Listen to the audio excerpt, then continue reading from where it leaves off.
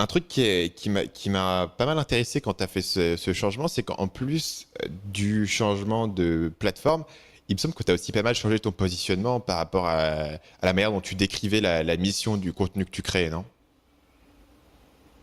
Ouais, peut-être. Bah avant, en fait, j'avais vraiment un objectif de toucher beaucoup d'audience et, enfin, tu vois, d'avoir beaucoup d'impact, enfin, d'avoir de l'impact sur beaucoup de gens, tu vois. Et j'ai un peu expérimenté ça. C'est-à-dire que j'ai eu des vidéos qui ont été assez populaires, qui ont fait beaucoup de vues. J'étais sur une thématique qui était assez large puisque c'était la liberté, donc ça traitait à la fois de voyage, mais aussi de lifestyle, de business, enfin de plein de choses différentes.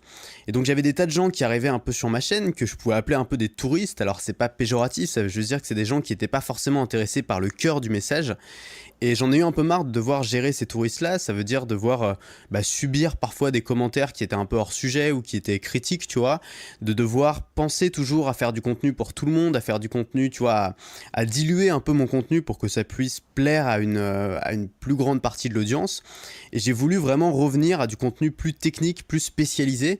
Et donc j'ai spécialisé ma thématique. Avant je parlais de liberté, maintenant je parle de création de contenu.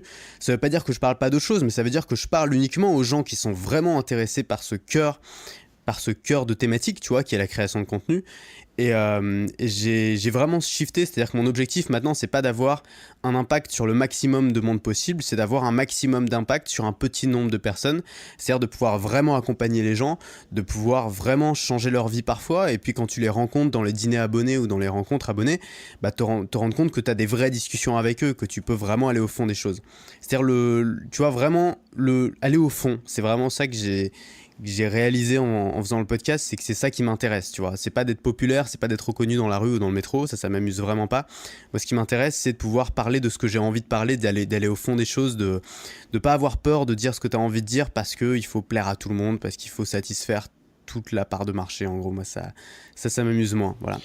Salut, c'est Stan, j'espère que vous avez apprécié cet extrait du podcast Marketing Mania. Bien sûr, vous pouvez retrouver l'ensemble des épisodes du podcast, y compris les instructions sur comment vous abonner sur l'application Apple Podcast ou sur votre téléphone Android en vous rendant sur mon site à l'adresse marketingmania.fr/podcast. Je vous ai mis le lien dans la description de cette vidéo.